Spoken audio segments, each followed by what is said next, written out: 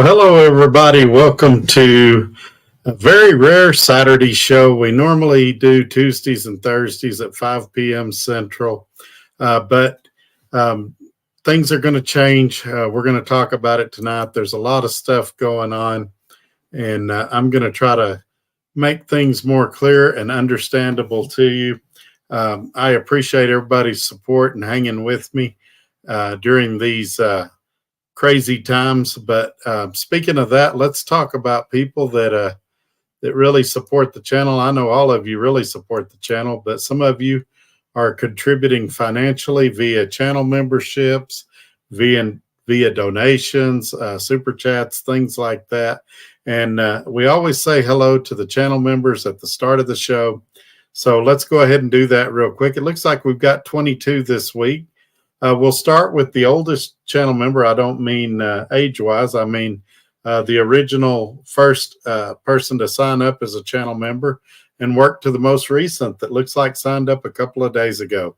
So we've got Ramon. We've got Robbie Ross, Corey Oatley, Midlife Trucker, Smaller Hauler, Oaser DM, Armando Perez, KC, Skyhook Trucker, Adam, Mud Truckin', Truckin' with the Fly Rabbit, RGB, Gary Cook, Caddy Wampus, Russell Freight, Craig Hutchison, Sierra Bravo Exterior. We've got Scorpion Trucker, Ohioan Trucker, Tracy H, and Adam Murley, my good friend. Good to see him on here again. Let's get back to everybody here. I'll get to your questions, comments here in just a minute. But I'm going to start the show off like I always do. In the monologue, I'm going to kind of answer the title of this video. Everybody wants to know, or the question I get most, maybe everybody don't want to know. The question I get the most is, how am I doing physically since the strokes? For those that don't know, on March 14th, I had multiple strokes, somewhere around 15 strokes. I spent about 5 days in the hospital. And as a result of that, I'm not allowed to drive a commercial vehicle for profit for at least a year. Now, I can move a commercial vehicle for personal use within Texas. I just can't be paid for it. And so if a buddy had a truck and said, hey, Todd, can you move it from here to there as a favor for me? Theoretically, I could do it. So I went this week, got all that squared away on my license to where I don't lose my CDL. As you know, if you don't get a medical card, you can be downgraded to just a regular Class C again. But because I went out to the driver's license office here and filled out the necessary paperwork, I'm good. And it stays in effect that way until I either downgrade it to a Class C or I go in there with a medical card, and then they switch it back. The process in Texas costed $11 to do it, and so got that done. I hated it because they cut up my license, or they cut a corner off of it, and they send you a new one. And that day, my hair was running wild, and I looked crazy in the picture. I wish I could have kept the same picture. Probably the best driver's license picture I ever took, and now I've still got it, but you're supposed to destroy it when you get the new license in. Said it would take a couple of weeks. So you guys might realize that, or remember, that would be a better way to say it, that Thursday I was unable to do a show, and a lot of people were asking what was going on. And I knew Saturday night we're not going to get a lot of views. A lot of you are home with your families and doing other things. But hopefully you guys will catch this on the replay. I wanted to explain to everybody what's been going on, what I've been doing. I'm working a little side job, moving cars around Lubbock a couple of days a week. And I just found out yesterday that I got a job that will start on the 29th of this month. I've also been selling some stuff on the internet that I got out at my shop and some things like that. I'll talk more about the job coming up on the 29th here in just a second. But let me scroll down. We've got our first super chat of the night. It's from my good friend Ramon with the $10 super chat. I appreciate that, sir. thank you for that very much. That still helps a lot. I was kind of scraping by, and I made a sale today on a motorcycle dolly I had out in storage, so that really helped a lot too. But I appreciate you guys with all your support, all your prayers, all the kind things y'all have said in the emails. And I even appreciate you trolls with your mean comments. Sometimes you guys say stuff that's really, really funny. All right, let me tell you about this job coming up on the 29th. I'm really excited about it. I'm obviously not going to tell you the company, but I'm going to be doing some sales and retention work. It is a union job. The pay is not great, but it's okay. And what it's going to do, the first 6 to 8 weeks, I'll be working 9 to 6, Monday through Friday. So we're going to have to figure out these live videos. I don't know if I won't be able to do them all at all during those 6 to 8 weeks, or if maybe I'll have to do them in the evenings after I get off, maybe start them at 7 during that time. I'm not real sure how we're going to navigate through that. Obviously, on Saturday and Sundays, I can do some recorded videos if there's anything going on in the world of trucking, and put them out. After that, you bid on your shift, and they go by seniority. And so I'll probably be on the worst of the shifts, but I'll still be able to put videos out, and we're going to navigate through it and still be able to do videos. Obviously, when that happens, the moving cars around and stuff, I won't be able to do that anymore. But I've been doing that on Wednesdays and Thursdays. And like I said, I've been selling stuff out of my shop and things like that. So that's what's going on here. I still am in contact with a couple of trucking companies about maybe doing some work for them, some promotional stuff, some things like that. But nothing has been nailed down just yet. It's still in the negotiation stages. I'm still talking to a couple of companies about doing some headset reviews, things like that. Those are actually a little harder for me to do now that I'm not driving a truck anymore. But we're still figuring this out, feeling it out. And just as soon as we get a plan, then we'll implement it. And if you guys have any suggestions, or if you see any speed bumps in the road and you have some solution ideas, feel free to email them to me at todd@truckertodd.net. Those of you that's got my phone number, text me or call me. Sometimes text works better, unless it's something that is going to be kind of long-winded, and then it's easier to do a phone call. But anyway, that's what I've been doing. That's what I've got coming up. My wife's still got her job. She should be getting off work right about now. And so that's what's going on here. We did start a little bit late tonight. I had some technical issues on this end, and I was trying to get those straight before we came on the air. Anyway, let's now that I've rambled on for almost 10 minutes, let me get to your questions and comments. And if you've got any questions about what I'm going to be doing, let me know, and I'll try to address them as best I can. But I'm kind of excited to try this union thing.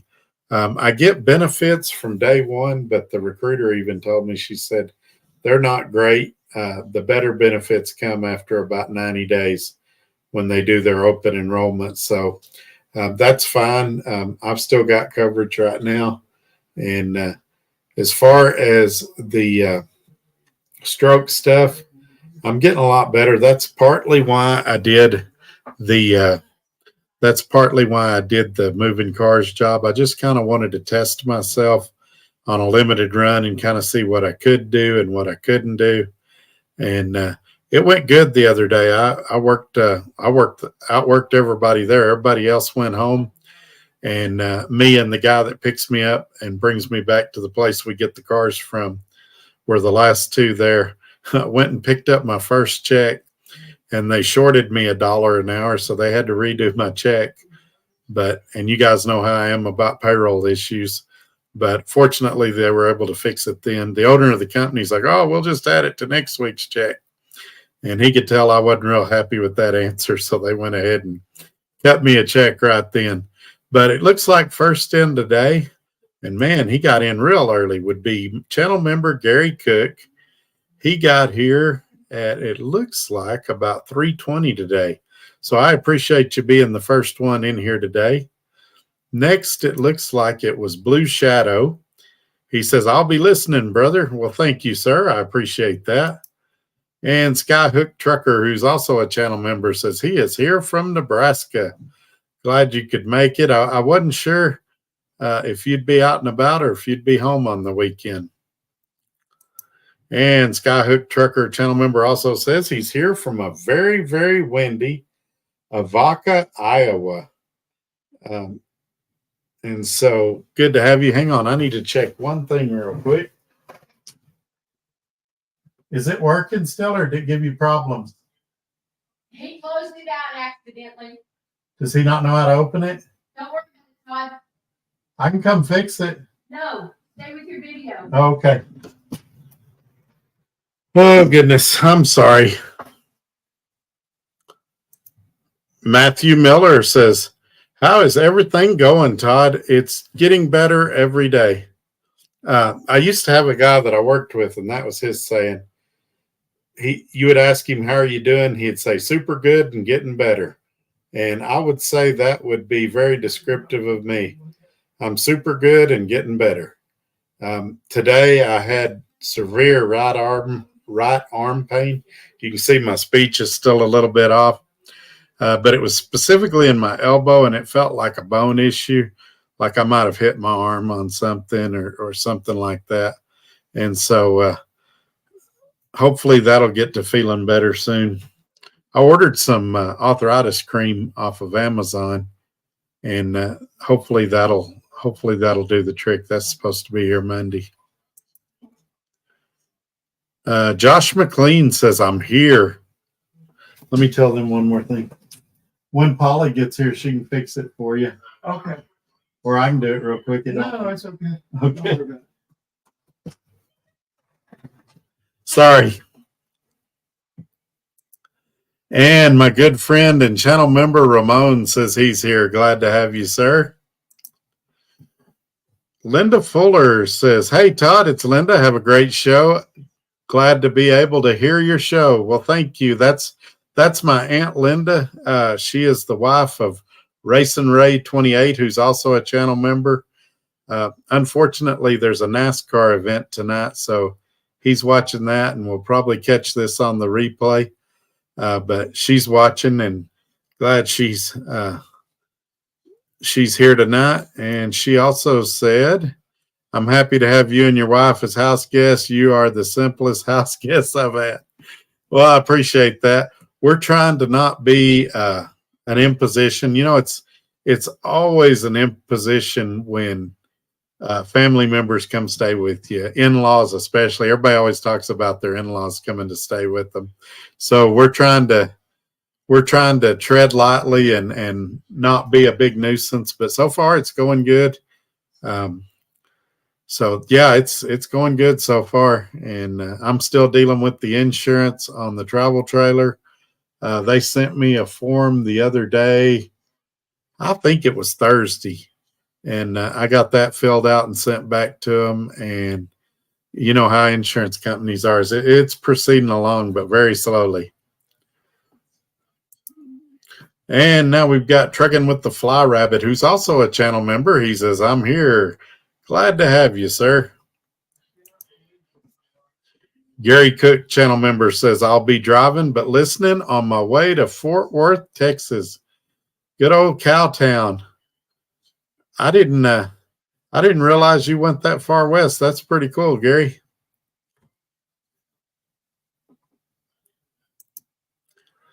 Ramon, channel member, says, I'm only 49, LOL. Man, the jump, and I've heard people talk about this, and I didn't believe it, but the jump from 49 to 51, it's life-changing. I felt so much different at 49 than I do at 51, and it's only 2 years. It shouldn't have made that much difference. And maybe some of it is the stroke, but man, or the strokes, multiple, but yeah, I think, man, I'd like to be young again.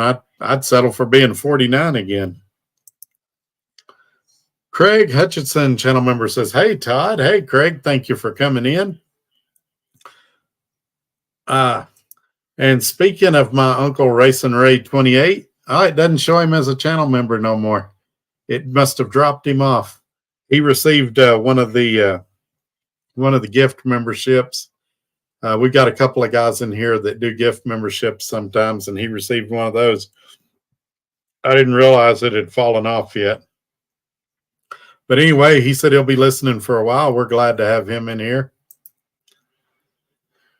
Gary Cook, channel member, says he's 52. Wow. I'm 51 and feeling every minute of it. And Ramon, channel member, says he's 50 in October. Yeah, I'll be 52 in December. So I got a little ways to go. All right, we're caught up on the comments. I'm not expecting a big show tonight because it being the weekend and me dropping it on y'all is a surprise. Like I said, I'm expecting most of our guys to catch us on the replay, maybe even as late as Monday. But while we're waiting for people to type comments, make sure you give this video a thumbs up, share it on your social media platforms, and make sure you're subscribed. But you can't just subscribe. After you subscribe, you got to hit that bell and select all. I know you guys get tired of me saying it, and I get tired of saying it, but it's the realities of YouTube. Also, while you're down there, if you click on the title of the video, a bunch of other great information will drop down about the channel. Don't forget about the website, truckertodd.net.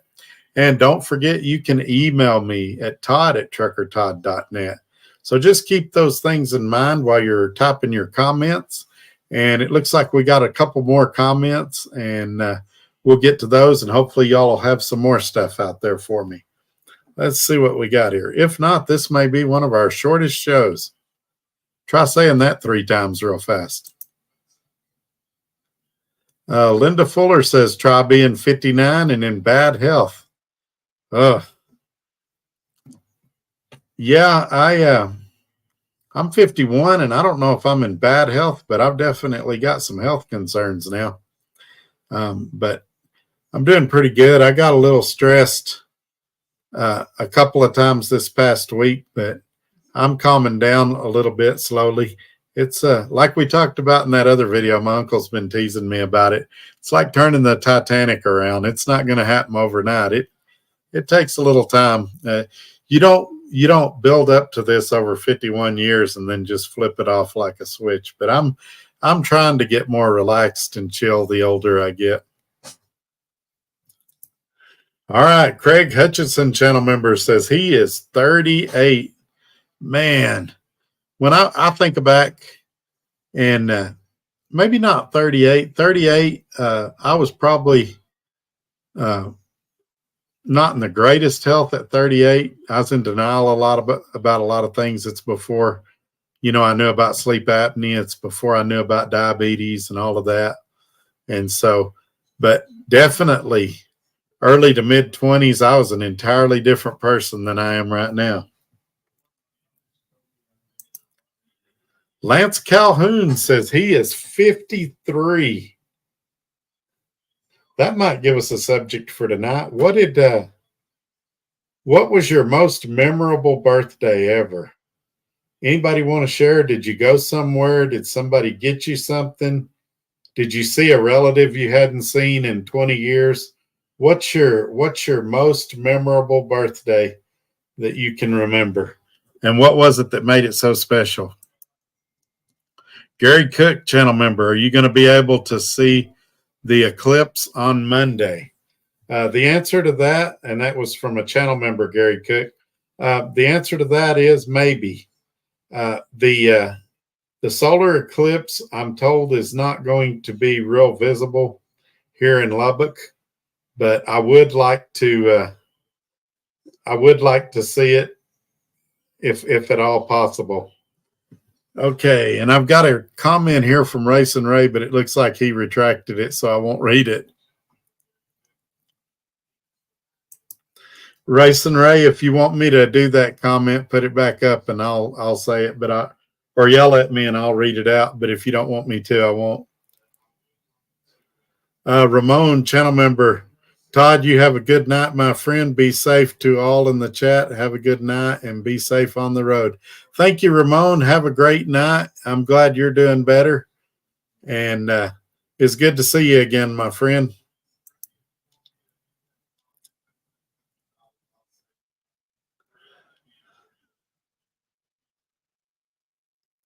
Lance Calhoun says, wish me luck getting through all the Eclipse traffic in Arkansas on Monday. Yeah, we probably ought to talk about that a second, because this is going to be like Y2K. There's going to be a lot of people acting weird.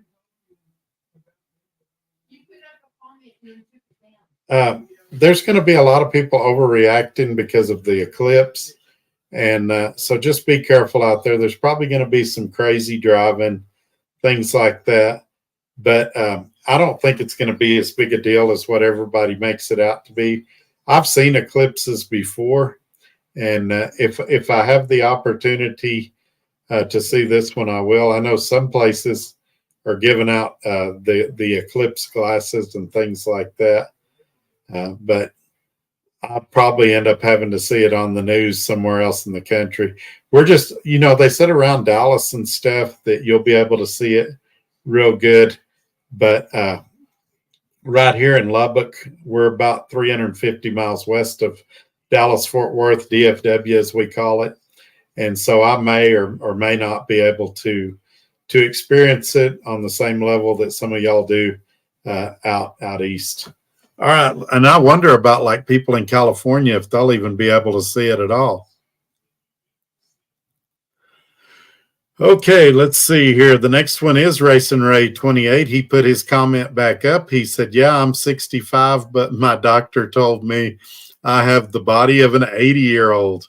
Wow.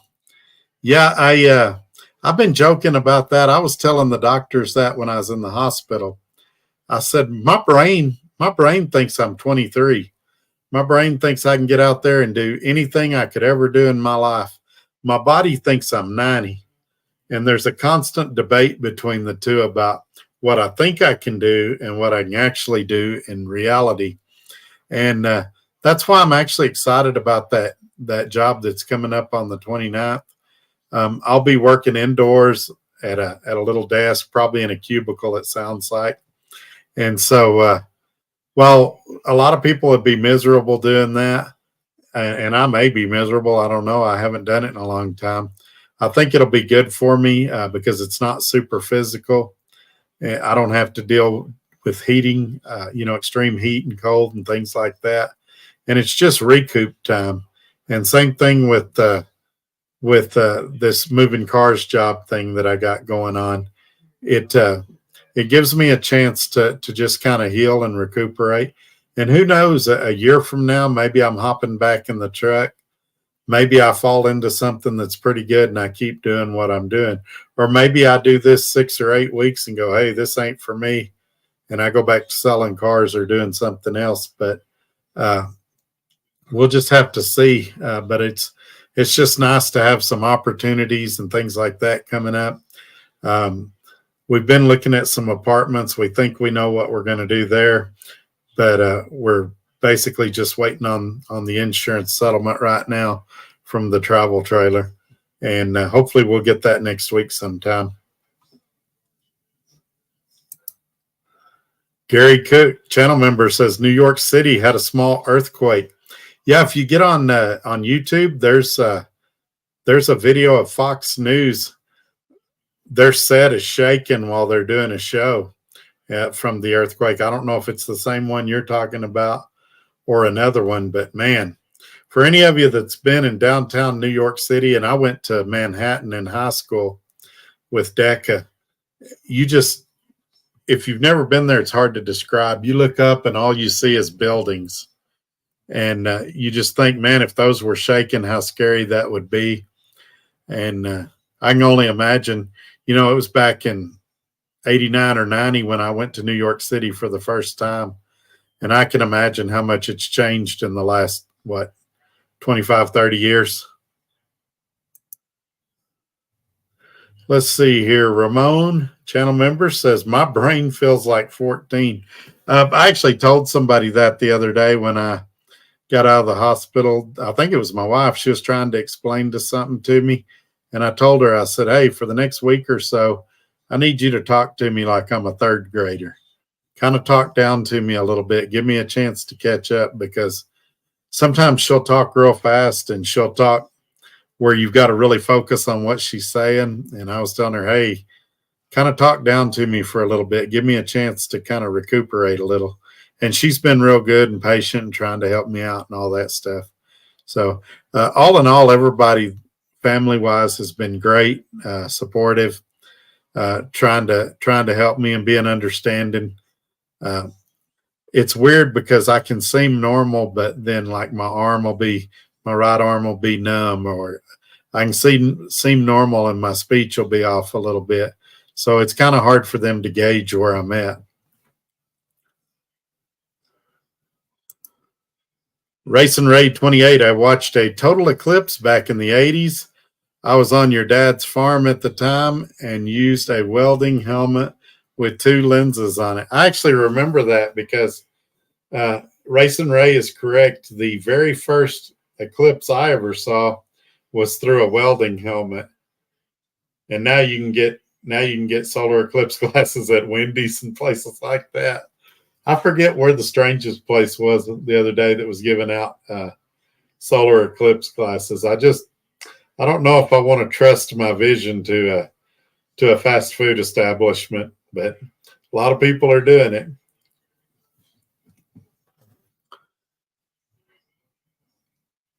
Okay, let's see. We seem to be caught up on the comments again. If you guys got anything you want to talk about, throw it up there. I didn't mention earlier, if you want to gift channel memberships, there's a little $ down by where you type your comments. If you click on that, I believe that's where you gift them. If you want to become a channel member, I usually talk about this, and I didn't do that either. You can hit join below the video, and it will give you options to become a channel member. I think it's $4.99 a month or something like that. And then all of the Venmos, PayPals, Cash Apps, they're all available. If you click on the title of the video, it'll drop down a deal and tell you about that. But let's see here. It looks like we got another comment from Ramon, who's the channel member, actually the original channel member. He says his mom and dad used to work in New York from 87 to 94, and they used to live in New Jersey. Man, I didn't know that. So for those of you that maybe hadn't been here long, Ramon has an interesting life. He started his life off in Cuba, and he actually sent me a picture of his house that he lived in Cuba. He migrated legally. Let me repeat that. He migrated legally to the United States the correct way, the way you should do it. And now I'm learning tonight that he also was up in the Northeast from 87 to 94. So that's pretty cool. One of these days, especially if I ever find myself in Florida again, I'm going to go buy Ramon a hamburger and listen to all the stories he could tell me, because he's had a neat history.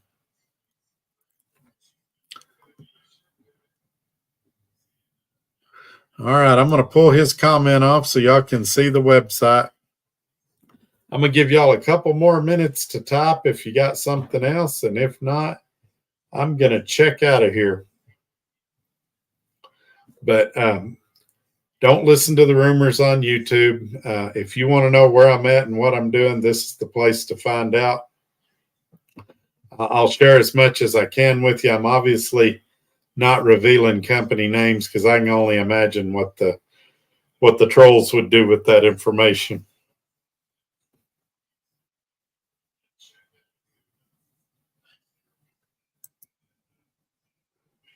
Let's see. Channel member Gary Cook, All in the Family was about living in New York City. Really? I didn't know that. Or when you say All in the Family, you're talking about the Archie Bunker show, right? I don't know why I thought that show was set in Chicago, but it was New York City. I'm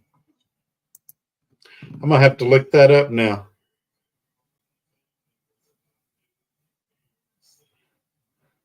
Ramon, channel member, says he's been here 36 years in the good USA. That's a long time, man. I forget. See, Ramon, I always think of him, and he's told me his age, but I always think of him as like 38 years old or something like that. So when he says I've been in the United States 36 years, it's hard for me to imagine. Linda Fuller says, great show. Well, thank you. I appreciate that. Gary Cook, channel member, says, yes. Okay. So I guess while I'm waiting on y'all to type stuff, I can give you my thoughts on All in the Family. All in all, I liked the show, but there towards the end, it got sad where they killed off Edith and they did that spinoff show. But the early All in the Families were pretty good, but they were very, very controversial for that time period. I mean, you go back and listen to some of the stuff Archie Bunker said, and the PC Patrol would probably have a big problem with it now. And who would have thought Rob Reiner would turn out like he was? It turns out Archie Bunker had him pegged. He really is a meathead.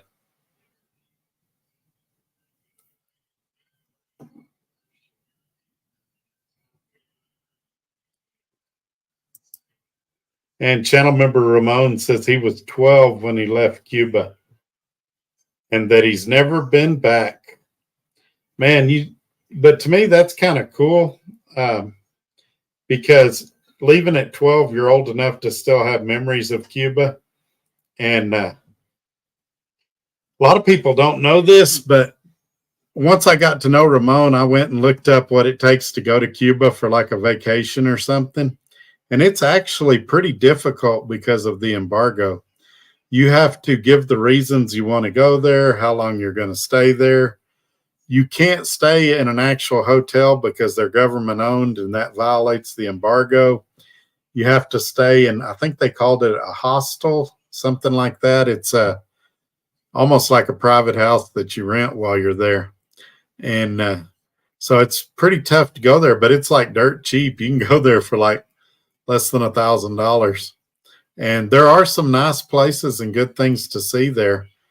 But I think a lot of people go to like Puerto Rico and places like that because it's much easier to make the immigration requirements than it is going to Cuba. But yeah, I think it would be neat to see. I think I would enjoy it because there's a lot of cars from the 50s and 60s and stuff in Cuba because of the embargo.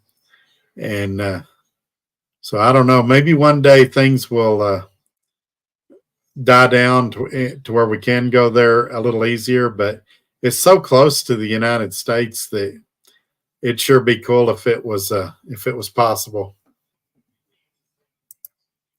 Wow, Ramon, channel member, says now $1 is 300 pesos in Cuba. That's crazy. So let's try to figure this out. Ramon, is it, and I don't know, maybe you can help me with this. Let's say a gallon of milk for round numbers here is $3. If I wanted to buy a gallon of milk in Cuba, would it be around 900 pesos? Would that be a safe assumption?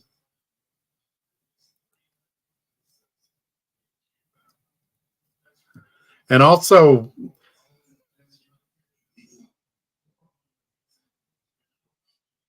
is there, I'm assuming there's no like American restaurants there like you'll see in a lot of other countries like Burger King's, McDonald's, 7-Elevens, things like that because of the embargo.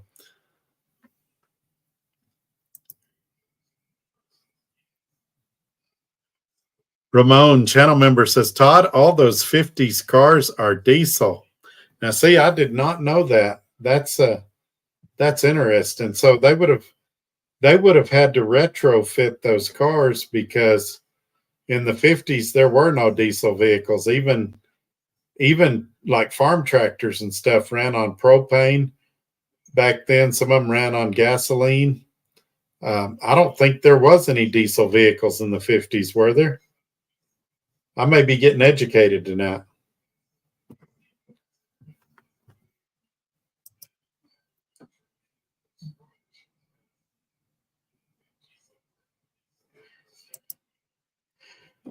Racing Ray did some fact checking. Gary is absolutely right. The setting for All in the Family was New York City. That kind of surprises me, though, because Carl O'Connor, he didn't have a New York accent. Neither did Edith or Meathead, or I can't even remember the blonde girl's name. But you would think if they were going to set a show in New York City that they would at least have a New York accent. I was always surprised that Happy Days was set in Milwaukee, of all places. Pablo says, "Hey, Mr. Todd." Hey, Pablo, thank you for being here. Oh, this is sad. Ramon, channel member, says the only McDonald's is in Guantanamo Bay, military USA base. I did not know they had a McDonald's there.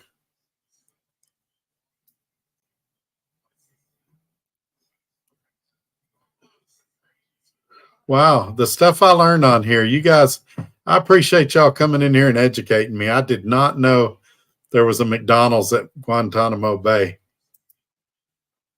And it makes me think back. Here I'm fixing to get myself in trouble. You guys remember when Obama wanted to close Guantanamo Bay? I wonder if the McDonald's there messed up his order.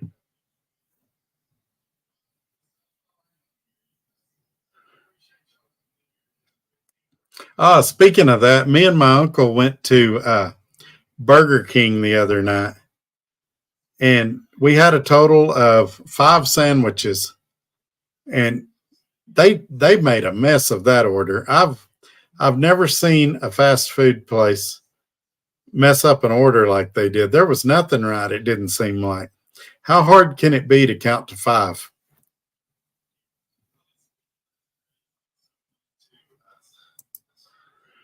Gary Cook, channel member, welcome back. Cotter was also in New York. Now, see, they kind of did that one right. That came from Gary Cook, channel member. They did that one right because John Travolta and all the characters on that show, they kind of had the New York accent. And even when, I think Saturday Night Fever, when John Travolta did that disco movie, I think it was kind of set. Wasn't it set in New York also? So he kind of had the New York accent going back in the 70s. So that's okay. But man, Carol O'Connor, when he's doing All in the Family, that show should have been set somewhere in the deep South, like Arkansas or Alabama or somewhere like that. He would make racial statements and everything on that show.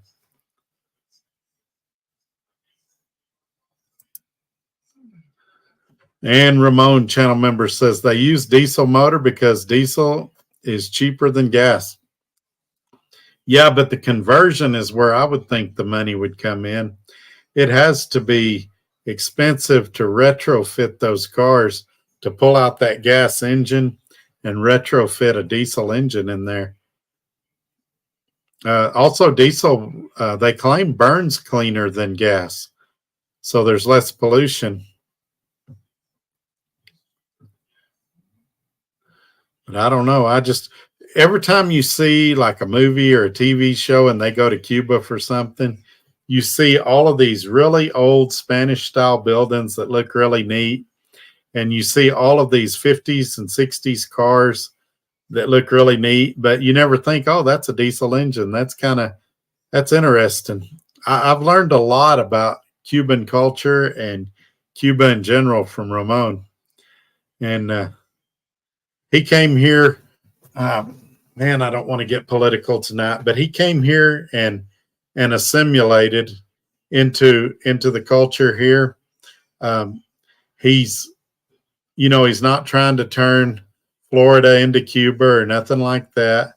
And he's done really well for himself. He's been here 36 years. You heard him say the great United States, and he did everything legally as far as getting his citizenship. And I don't get why we're having this border crisis right now. Why can't people just do what Ramon did? And the only thing I can think is Ramon came here wanting to be successful and wanting to do good and wanting to follow the laws. And some of these people on the southern border, and it's not country specific, they're coming from all over the world. They're not law-abiding people, so they're not coming here with good intentions. And you can't ever lump them all together. I'm sure some of them are coming here for good intentions, but we're also having a lot of them that are hauling drugs. We're having a lot of human trafficking that's taking place, things like that.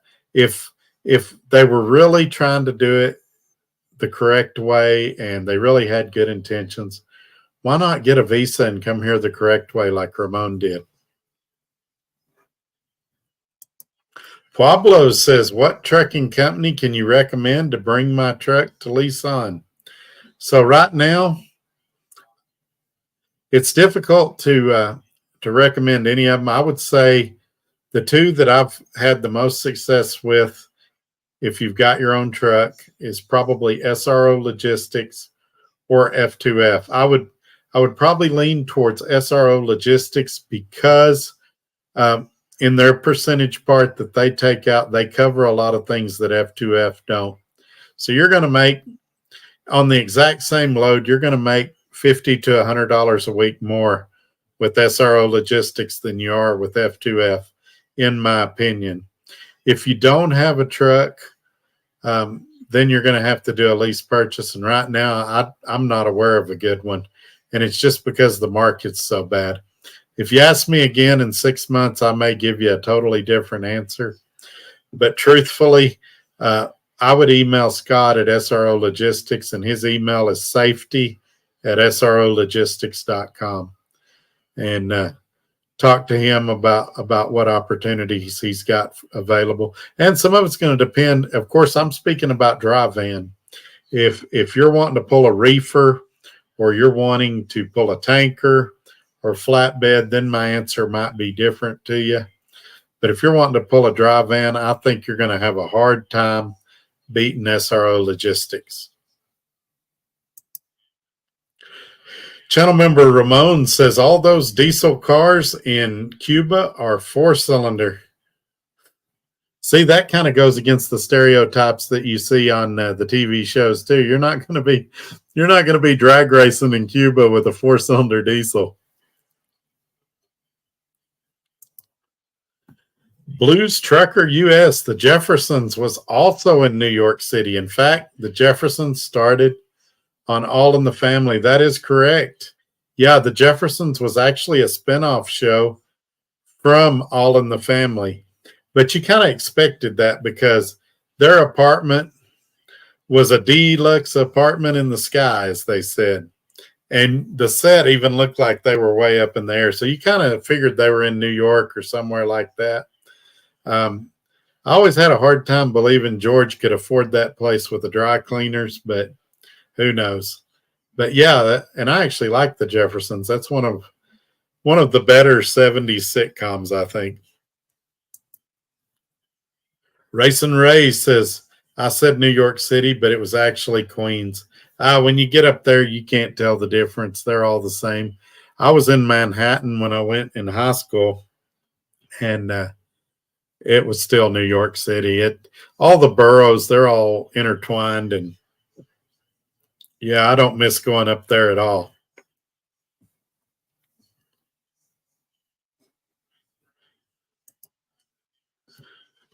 Ramon, channel member, most of the Cubans that they came to the U.S. in 60s and 70s, they went to New York and New Jersey because money was good and then moved to Florida. Yeah, now everybody's doing that. So a lot of people, I saw a story about it the other day, and I forget how many million people. I want to say it was like 5 million people have left New York State in like the last year, and they're moving to places like Florida and Texas because of the taxes up there and the cost of living. And businesses are moving out of there because it's every time they do a poll, it's the worst business environment in the country, even worse than California. It's so hard to run a successful business in New York State right now. And of course, the people that are reaping the benefits are a lot of red states like Texas and Florida that have business-friendly work environments. And I'll tell you another state that's doing a lot of positive things, and that's Mississippi. Mississippi's making a lot of positive changes. Typically, if you see a survey about states, Mississippi's near the bottom for like education, average family income, things like that. But Mississippi, man, they're doing a lot of positive things, and it wouldn't surprise me at all if in the next 5 or 10 years we're talking about Mississippi in a whole lot different way. Ramon, channel member, mom and dad work 7 days a week, 9 to 9. Wow. So that's 12 hours a day. I got the handy dandy calculator here.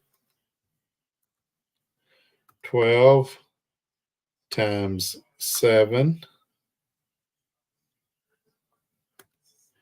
84 hours a week. We truckers that are working 70 a week think that's a lot, but that's a lot. But you know, that's and I was talking about this with somebody the other day too. It's that generation, and I think it was with my uncle I was talking with this about a week ago. You know, that generation, they weren't afraid to work 2 or 3 jobs to support their families. Now kids work 30 or 35 hours a week and they go, whew, I'm exhausted. There's no way I could work another job. I was talking to a guy at that car moving job I'm doing right now. I said, man, this isn't a bad job. Why are y'all having trouble keeping people? He said, oh, because sometimes we work past 5 o'clock. And he said, they'll get mad and quit. They don't want to work past 5 o'clock. Or he says, sometimes we'll get a car that the air conditioner doesn't work. And he said, they'll refuse to drive a car even 4 or 5 miles if the air don't work. I'm like, man, they're not hungry or they don't need the job that bad or something. When the going gets tough, you do what you got to do to survive. You don't nitpick stuff to death. And that generation, you know, they used to tease us when we were kids. I used to walk 5 miles to school uphill both ways in the snow. And we knew that wasn't true. But I mean, if they didn't have a ride to school, they walked. If they didn't have a ride to work, they walked. If they couldn't find a job, they grabbed their dad's lawnmower and they went out and mowed some yards. And we're so far from that now. Now kids, they want to play on their phone during their shift. At my wife's work, they have that problem all the time. People standing around on their phones, not taking customer orders, not wanting to clean, just wanting to lean and play on their phones.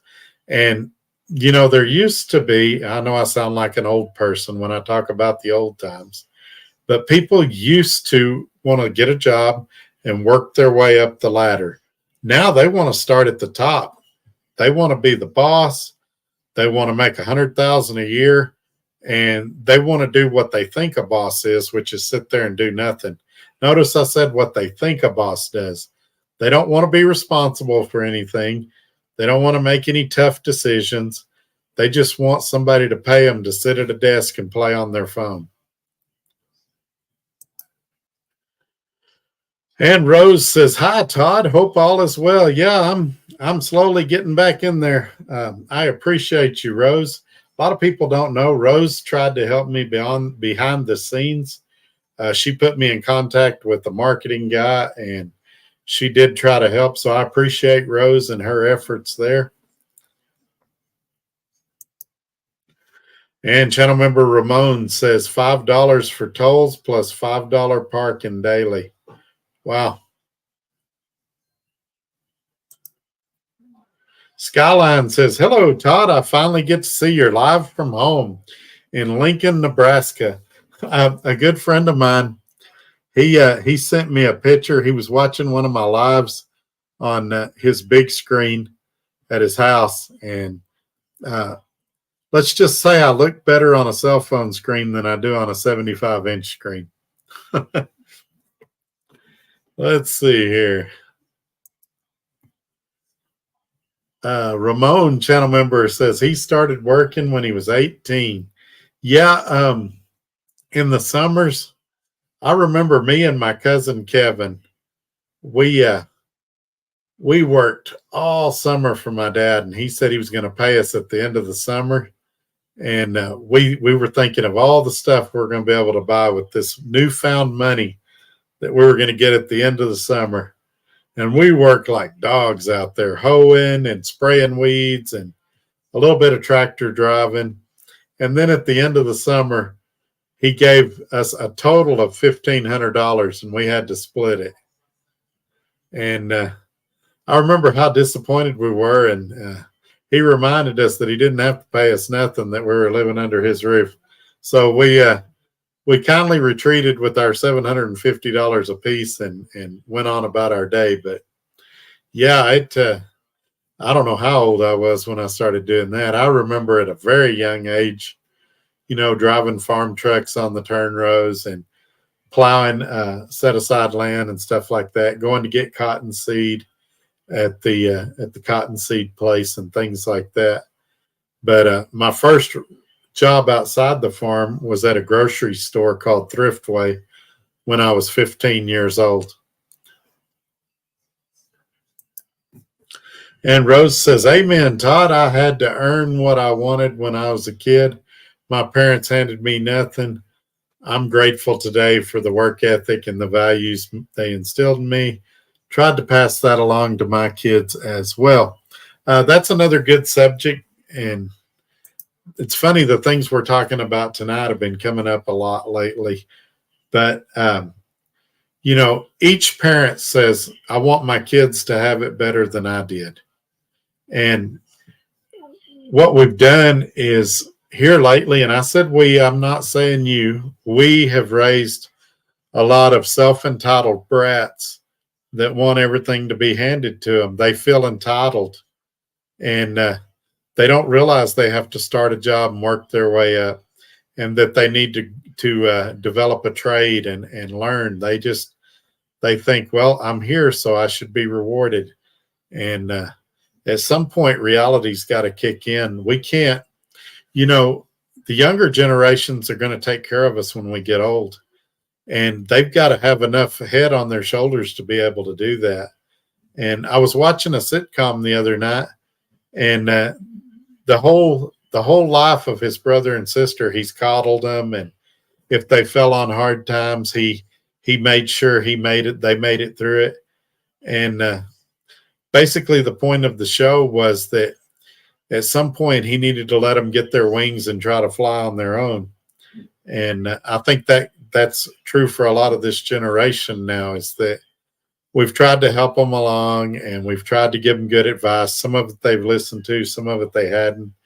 But at some point, they're going to lead the country one day. They're going to be our caretakers at some point, and we've got to make sure that they've got enough of a head on their shoulders that they can do it when that time comes. And it's still okay to help them sometimes, but they need to have a game plan and a strategy, because, like this stroke showed me, I'm not going to be here forever. P.U. Patel says, good evening, Todd. Good evening, sir. Thank you for being here. Ramon, channel member, says his first car was an 84 Crown Victoria. My first vehicle was a 77 Ford F-150 farm truck that I begged my dad for. It needed a transmission. The interior was in fairly bad shape, needed carpet, things like that. And my dad let me use it. He didn't give it to me, let me use it. And I replaced the carpet. I put a transmission in it, and I drove it for a year or two, and then we traded it in. And I got me an 88 Escort GT, which was a pretty cool car. And then my brother-in-law wrecked it, and that car never ran right after that. Racing Ray, I worked the cotton gins 12 hours a day, 7 days a week back in the 80s. I remember that. And then he also worked on the farm for most of my childhood. And then he got a really good job in another town. It was about 30 miles away from where he lived. I want to say it wasn't a gin. I don't remember what they did there, but he had like a really good job there for a lot of years. Rose says she babysat until she is old enough to get a job at McDonald's. Yeah, after I graduated high school, I did a few years at a Burger King, actually at a few Burger Kings, and I made national television commercials and things like that while I was there. And that was actually, I had really good benefits back then, but I didn't ever use them. I paid for them and never used them. I didn't realize their importance. And that was actually not the worst job I've ever had. It was actually pretty good, and I enjoyed my time there. Skyline says, I'm glad you're doing well. Looking almost 100% Todd. I am trying. I have my good and bad days. That's it. That's the way I want to say it. Like today, this right arm's killing me. That elbow, it hurts a lot to bend it. And you might have noticed my speech is off a little bit. Let me take a drink of Coke Zero. That might be my problem.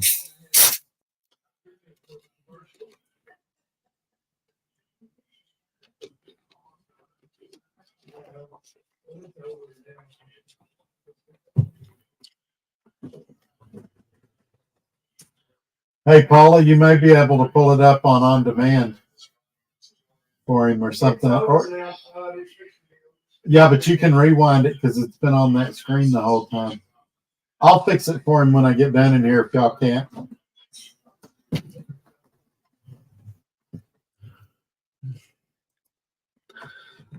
Gary Cook, channel member, how long have you lived in Lubbock? So that's a very tough question.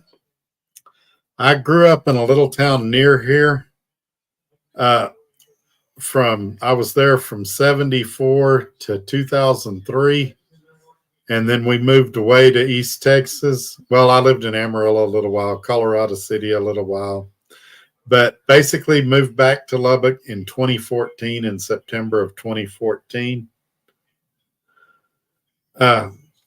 And so basically I've been in this area my whole life. I've been within, I moved to East Texas for 3 years, but other than that, I've lived within a 200-mile radius of Lubbock for, I'd say 90% of my life.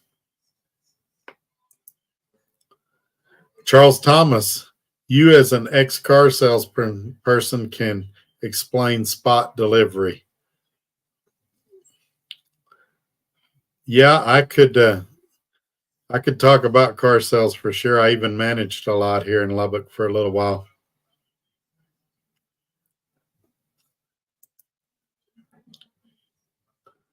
Mud Trucking channel member, I'm late, but I'm here, brother. How are you doing? I'm getting better every day.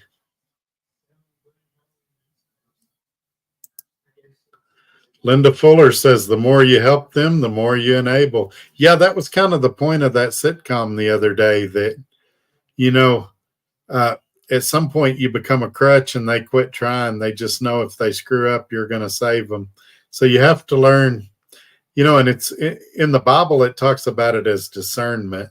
You have to have discernment and know when it's a good time to help and when it's a good time to just let them fall on their face. When a baby's learning to walk, sometimes you do have to catch them. Sometimes you do have to let them walk. And sometimes you got to let them fall too, because otherwise they'll just sit there and cry till you carry them. And so, discernment is big when you're doing and dealing in these kind of issues. And you don't want to become so cynical that you don't help anybody or anything like that.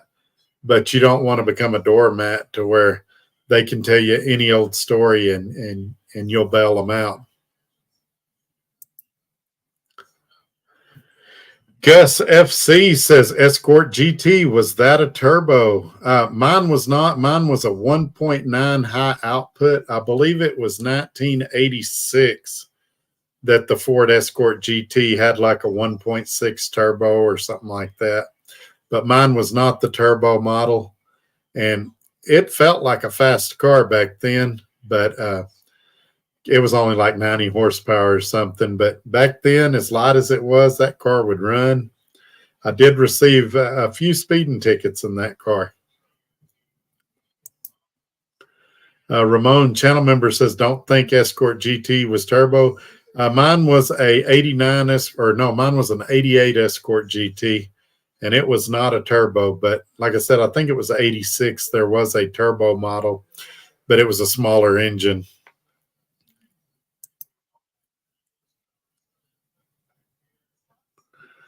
Charles Thomas, can you explain what it is?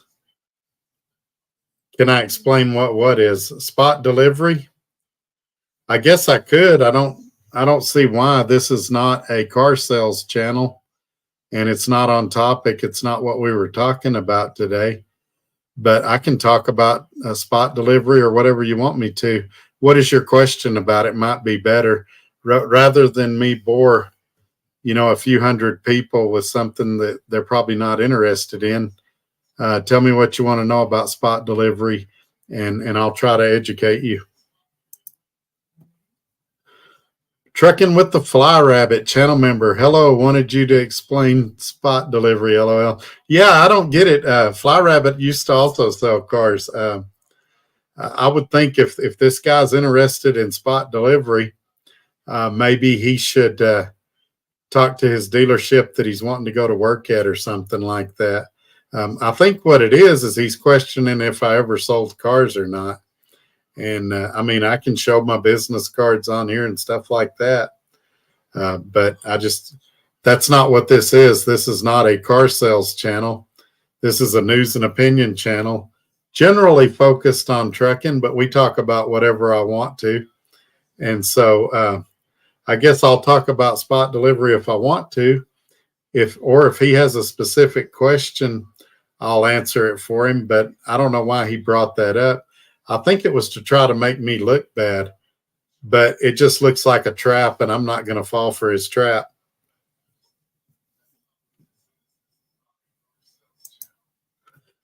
Charles Thomas says, okay, sorry, my bad. No, it's nothing to be sorry about. If you've got a specific question, because here's the problem.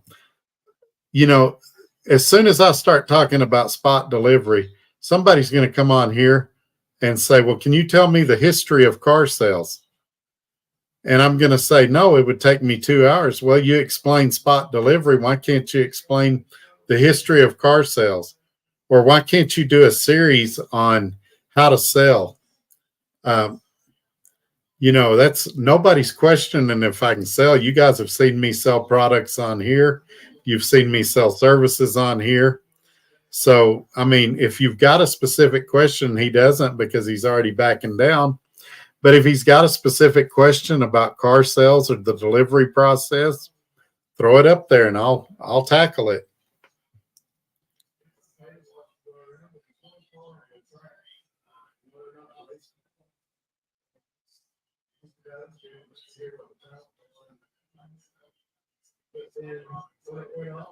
I'm giving you guys a second to type some more messages.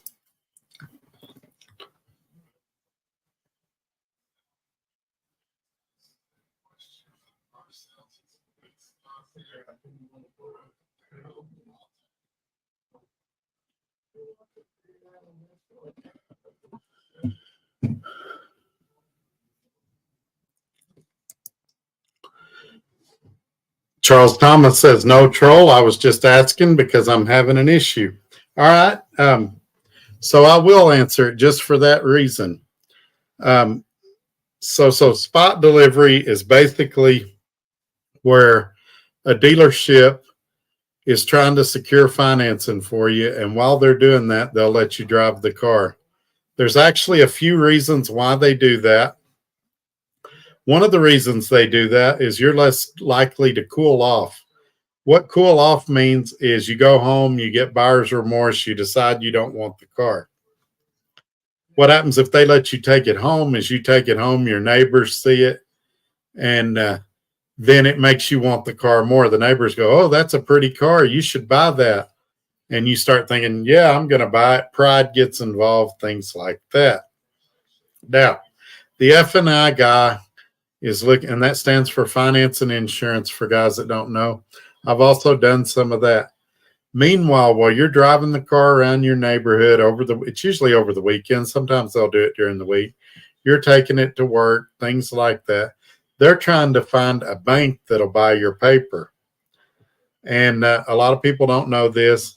They're marking the finance rate up, usually 2 or 3%. They're making a little money. That's called on the backside. And so sometimes they hit it wrong. They're pulling credit reports, things like that. Usually they'll pull one credit report. There's 3 credit reports, and they miss something. And or the debt to income's way out of range and they miss it. And the bank says, hey, we're not buying that contract. We're not doing it. So sometimes they'll have to back out and they'll say, well, we couldn't get you financed, bring the car back. It's a lot more dangerous to do things like this on a used car because there's always a chance that could go wrong. But that's basically what spot delivery is. You'll hear some people call it yo-yo financing. There's a lot of terms for it. But instead of me talking about F&I and financing, tell me what issue you're having with your dealership, and maybe I can help you with that instead. But I think almost all of us, if we've ever bought a new car, at some point the dealership said, take it to lunch, take it over the weekend, and let's meet back on Monday and try to put a deal together. Heck, when I sold an Amarillo at the new car lot, I delivered cars to people at their work. I'd say, yeah, I know you're working. I know you're busy. Drive it for a few days, and then let's put a deal together.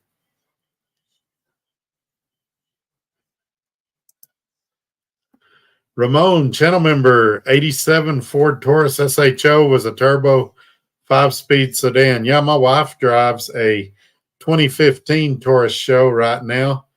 It has a twin turbo EcoBoost engine, and it is ridiculously fast and fun to drive. It's got a sunroof, leather seats, heated and cooled. It's really comfortable, and I love driving that car, but she don't ever let me drive it. Charles Thomas, I've had a car 2 months now and 4,500 and haven't gotten approved. I would be scared to death of that deal. There's something, is it a reputable dealership or is it a small outfit?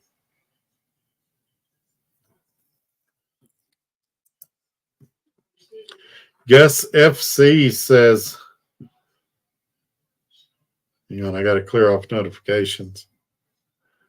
Thumbs up. Well, thank you, sir. I appreciate that. The thumbs up that really help is right below the video on the left side. If you click that thumbs up, it puts me in the algorithms of YouTube, and it shows the video to more people. Also, when you share it, that helps a lot as well.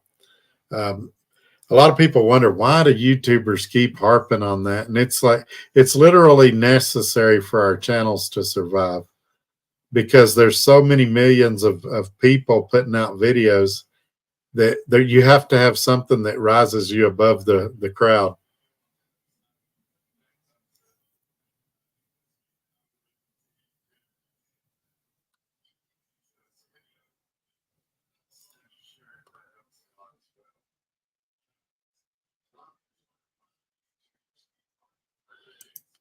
Yeah, that's what I was wondering too. Ramon, channel member, said, Charles, is that a smaller dealer? Yeah, that's what I'm wondering. Or maybe it's not a new car dealership. If it's a big dealer, if it's a GM dealer, a Ford dealer, Dodge Chrysler dealer, I would contact either their regional office or something like that, because there's something funny going on there. And hopefully this guy didn't put any money down to hold the car or nothing like that. But that's a loser to hold a car that long, because even when you work at the car lot, and I don't know if they still do it. When I worked there, they'd give you a demo, which is a new car you drove till it got 3,000 miles in it. Then you turned it in. They gave you another one, and they sold that one as a demo unit cheaper. And man, at 4,500 miles, you can't even really demo it anymore.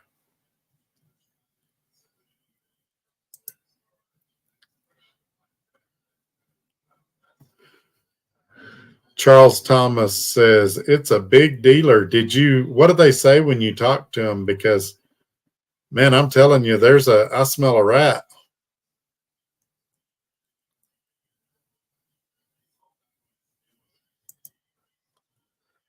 Ramon says, down in Florida, they do that. They want more money. Yeah, they always want more money. And sometimes they'll pull that trick as well. But the best way to buy a car is to have your own financing when you go in. Well, actually, the best way to buy a car is to pay cash and not have any finance charges.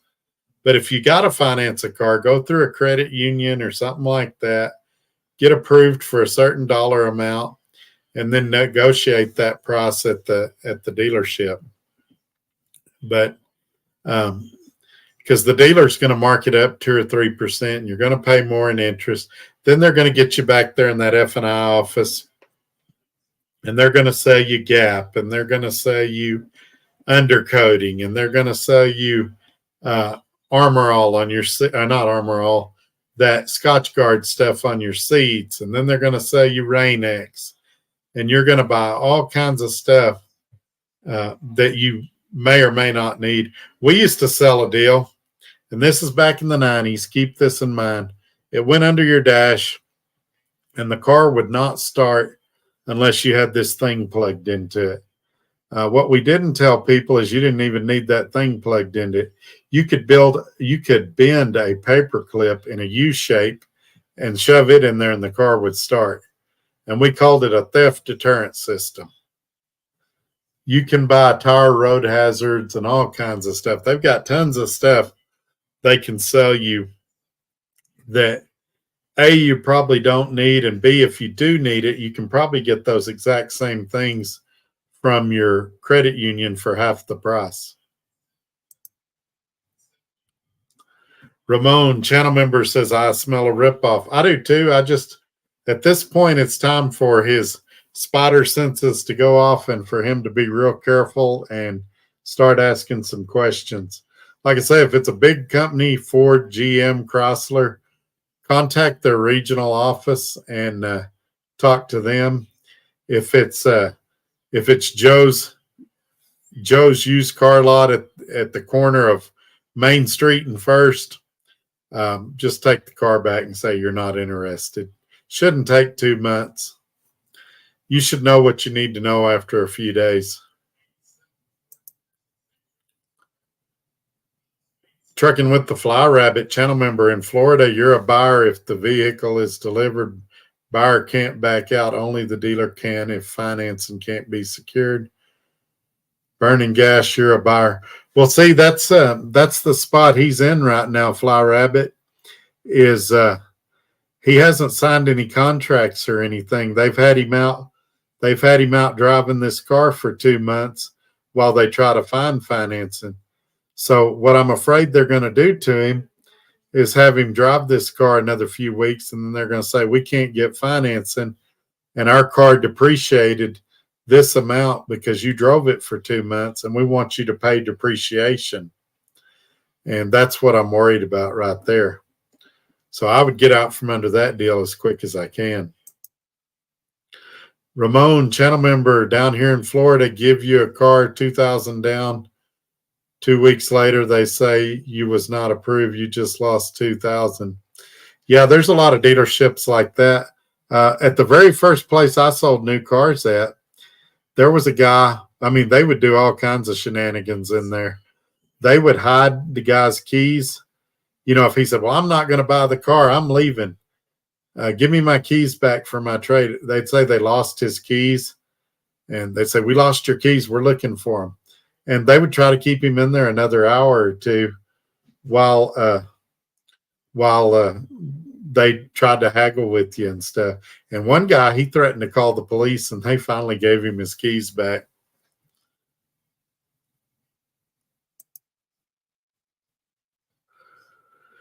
Trucking with the Fly Rabbit channel member. Oh, I bet he signed something. Yeah, I'm sure he did. He had to have signed something, but it probably wasn't a finance agreement. It was probably some type of agreement to drive the car so that his insurance would cover it if he was in an accident.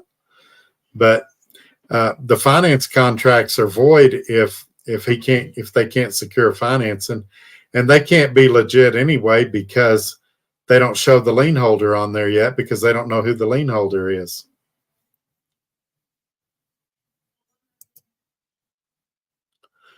Charles Thomas said someone blocked him. It wasn't me, and I'm the only one that can block anybody right now. I removed all the moderators.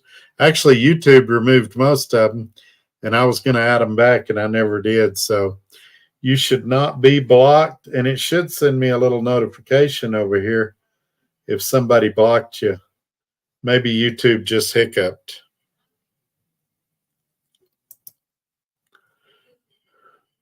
Rose says, you must be talking about Bob Dance Dodge. No, the very first dealership I worked for was in Amarillo, and it was a Ford dealership, and they're not even around anymore. Trucking with the Fly Rabbit channel member says we would have dummy contracts.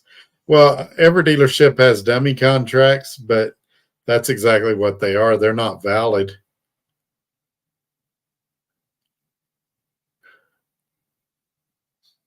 Because if they were valid, they'd be real hard to get out of. And a contract has to show who the buyer and the seller is. And technically, the buyer is the lien holder. So it needs to have lien holder information on there.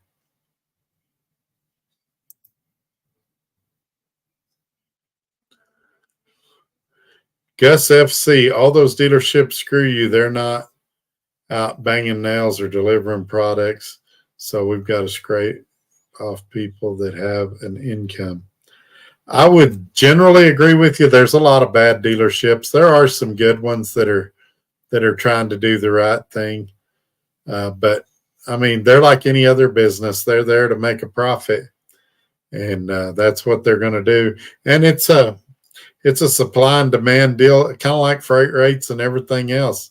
For example, the Ford Maverick right now, they're selling it above sticker because the demand is greater than the supply.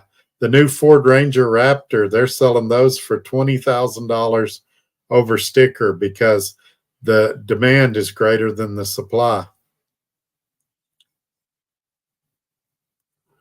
So, I mean, same thing. The stuff I'm selling right now on the internet out of my shop, I have to get on there and see what the market will bear. And then I have to sell my stuff competitive to what other people are selling their stuff for.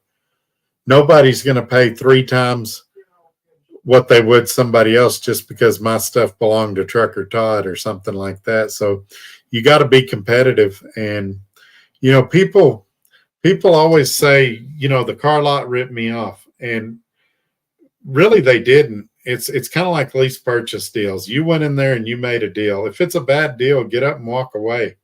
Go buy a car somewhere else. They can't force you to buy the car. You have to make a decision you want to buy the car. You have to sign your name probably a dozen times, depending on the state. And so you made a conscious choice to buy the car. You had an opportunity to look the car over. You hopefully had an opportunity to test drive it. You hopefully had an opportunity to have your mechanic look at the car.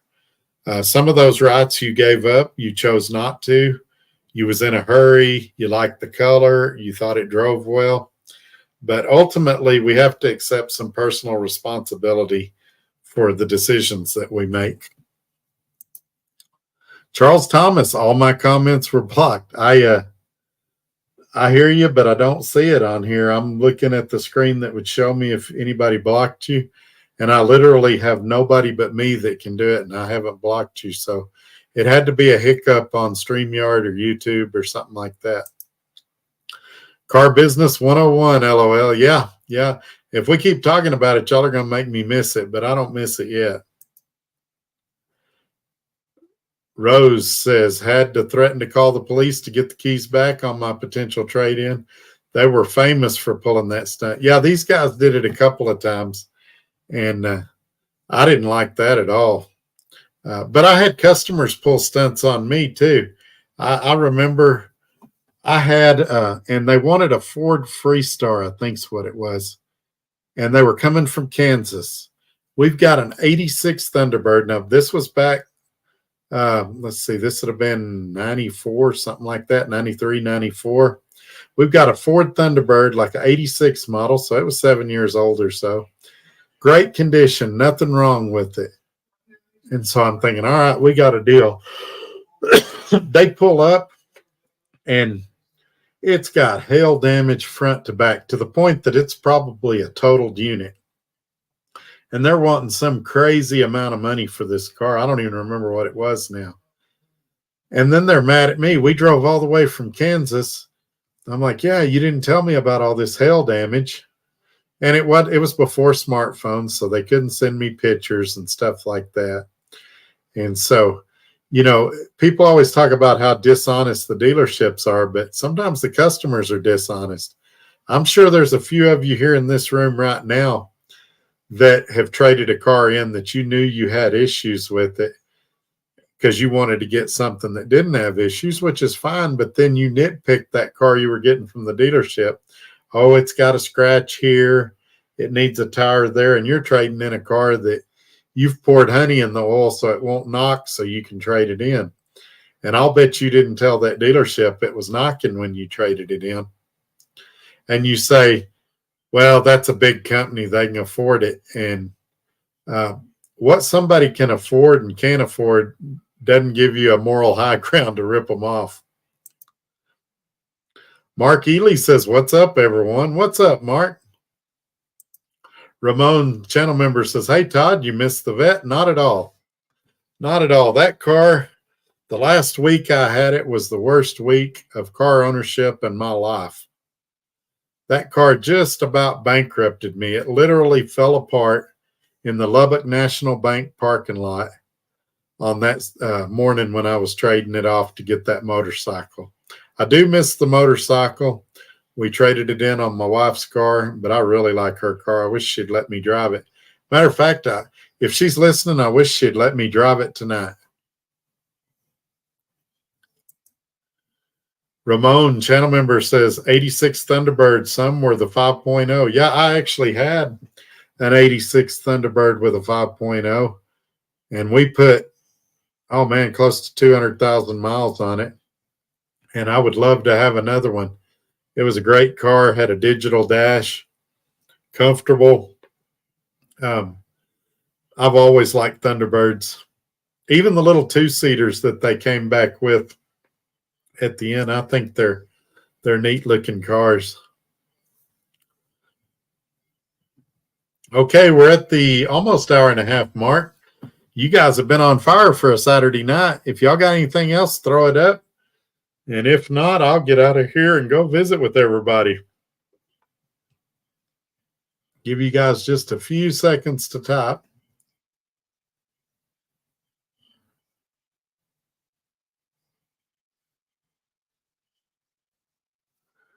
All right, it looks like we're at that part where I'm going to dip out of here. I appreciate everybody coming in tonight. I hope I wasn't too grouchy with everybody. We got one more comment. I always try to get everybody in. Ramon, channel member, says, I have an 89 Mustang LX 5.0. Yeah, the car lot that I was the assistant general manager at, they had a red Mustang LX. I want to say it was an 88 or 89 model. Had a white top, convertible top, and it had the 5.0 automatic. And it wasn't really a fast car, but it was a cool car. I don't know what kind of, rear end it had in it, but it was a highway car. It didn't have any takeoff, but man, it was cool to drive. And I took it home a few times.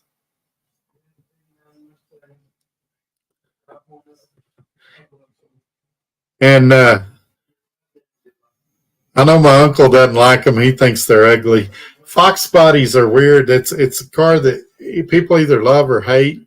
In that time in Ford's history, they were going for that European look. Also had an 82 Mustang with T-tops and a V8. It was an LX, and it was a pretty cool car, too.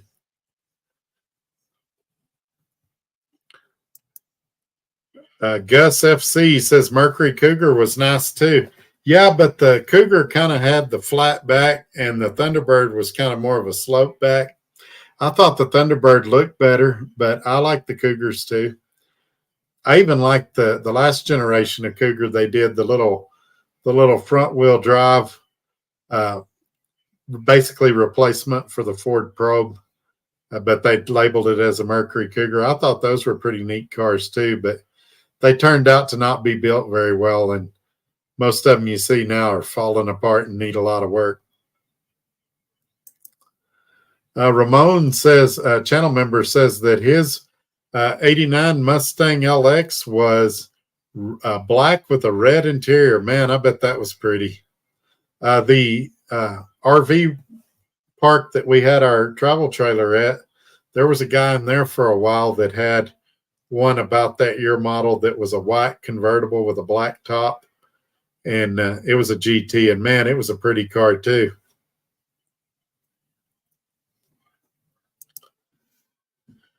Channel member Ramon says Dad's first car in '88 was a '79 Mustang 4-cylinder. Yeah, a friend of mine in high school had, this would have been a mid-'80s Mustang LX with a 4-cylinder. And it wasn't the fastest car at school, but he drove that thing everywhere. It did pretty good on gas.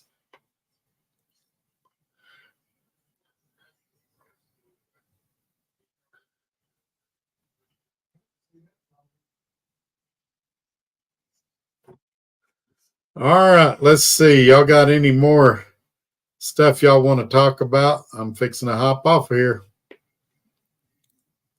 Appreciate everybody coming in tonight.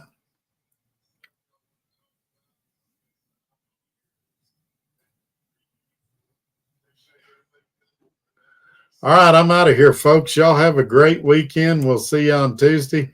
Who knows? We may even do a video before then. Y'all have a